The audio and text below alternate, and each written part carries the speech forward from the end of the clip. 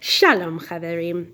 There is a lot to talk about in this week's parasha, so make sure your listening ears are clicked on. Grab that Torah, bring it down, and give it a great big hug. We are in a new Sefer of the Torah. There are 5 inside of the Torah, and this one is called Shemot, and the parasha is called Shemot. And Shemot means names. So you've got your Shem, your name. So does everyone in your family, right? You hear your Shem, very special. And the parasha starts by reviewing all of the Shemot, all of the names of Yosef's brothers.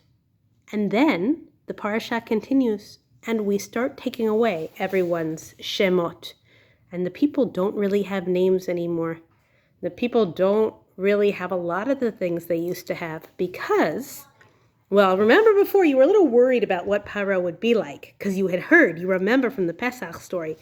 Well, now we're getting towards that Pesach story. We're getting into it. And there is a new Paro, a new king of Mitzrayim, and he does not remember Yosef, and he is bad news for the Jews.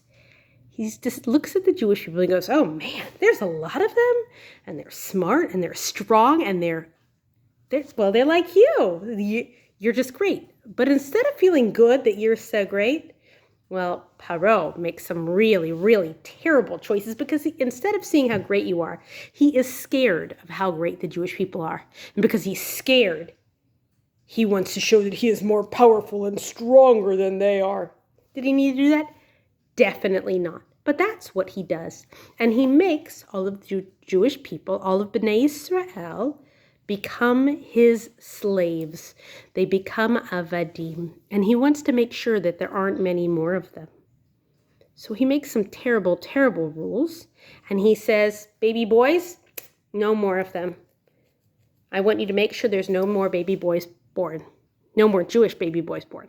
And the nurses, they were like, okay, Paro. No way. So they let all the babies still be born. And they said, oh, we don't know how that happened, Paro. Sorry. Those Jewish babies, they're just so tough. Those Jewish ladies, they're so great. We just can't stop them. They weren't trying to stop anybody. They were helping people because they were good people and they cared about people. So then, because more babies are born, Paro makes a new rule. He's going to find a new way to get rid of the babies. So one baby is born, and his big sister, who doesn't get a name yet, well, we don't know it in the Torah, says, I'm going to take care of this baby no matter what. And she makes a little teva, a little basket for her baby brother, because she is a really wonderful big sister, and she wants to take care of him so much. So she takes him in his little teva basket, and she puts him into the mayim, into the water, and she watches him float gently on the water, and she's keeping an eye on him. He's like his babysitter. She's going to take really good care of her baby brother. And then, swimming in the mayim is a princess. I don't know what she looked like. I want you to use your imagination and think of what this princess looks like. And she's a princess because her Abba, her father, is Paro. But remember, Paro, like major thumbs down. But do you think the princess is major thumbs down? No, she sees this baby. She hears this baby. She takes this baby and she says, I'm going to give you a name. You're going to be Moshe and you're going to be my baby. Yes, you will. And she takes Moshe and, well, remember who's watching out for Moshe? His big sister Miriam.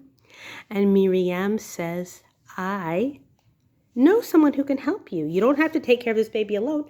And Miriam brings her Ima in to help take care of. Oh, I said her name was Miriam, but the Torah doesn't tell us that yet. And they are going to take care of this baby. And Moshe grows up in Paro's bayit, in the palace in Paro's house. And he's doing fine, and Princess is doing fine. But Moshe sees all of these avadim, all of these slaves, and he knows that is not fine. Making people be your slave is not fine. And he tries to make it stop, and it doesn't go well. And so he leaves. Moshe realizes he can't be around Paro and he can't be around all the Avadim, and he leaves. And he goes out, and he's not a little baby anymore. He's a man. So he goes out, and he goes on his way, and he meets a beautiful lady, and they get married, and they have kids, and Moshe is leading a fine life where he is, not in Mitzrayim, in Egypt, and not in Israel, and he's fine. But the rest of the Jewish people, they are not fine, because they are still slaves. And one day, Moshe is walking along doing his work. His work is a shepherd. That means he takes care of all the sheep and the goats, right? And while he's walking through the desert, because that's where he is, taking care of the animals, he sees something that, well, it makes him wonder. He sees a plant that's on fire. And when something is on fire, well, the fire makes the thing get smaller. Like my Shabbat candles, they were big white candles, but then the fire goes on them, and they get smaller and smaller until they're gone. Like your Hanukkah candles did. Fire consumes, it eats something up.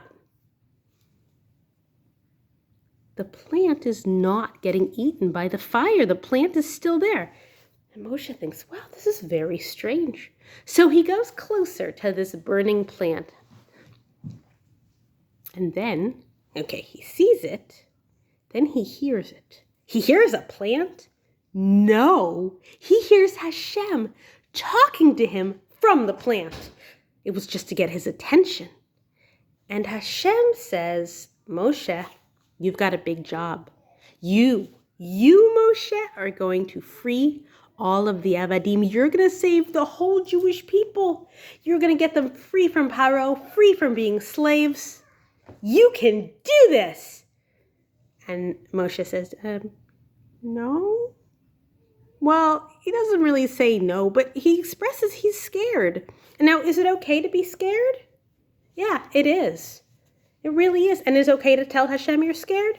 It is. But he didn't say, no way, Jose. And Hashem says, I, Hashem, am going to help you. And your big brother, Aharon, is going to help you. Remember, your sister Miriam already has helped you. Your family will help you, and I will help you. And you can do this. And Moshe does. Well, at least in this week's parasha, he goes to Paro and he says, Shalach et ami, let my people go. They will not be your slaves anymore. You think Paro says, sure, go. And no, but it's how it starts. Moshe is going to start trying to make sure that Paro lets all of the Jewish people be free. There's a lot more to it than that, but that's how we start from mean Paro, baby Moshe, floating on the water. It's really cool how some things float and some things sink, and Miriam made it that he would be able to float inside of his teva. Paro's daughter, the princess, comes and rescues him. Moshe grows up. Moshe tries to stop things and make it better. Moshe leaves. Moshe gets married. Moshe sees the burning bush. Moshe goes to Paro. You got that all? Okay, then roll up your Torah. That is Perasha Shemot for you. Shalom, Chaverim. Shalom.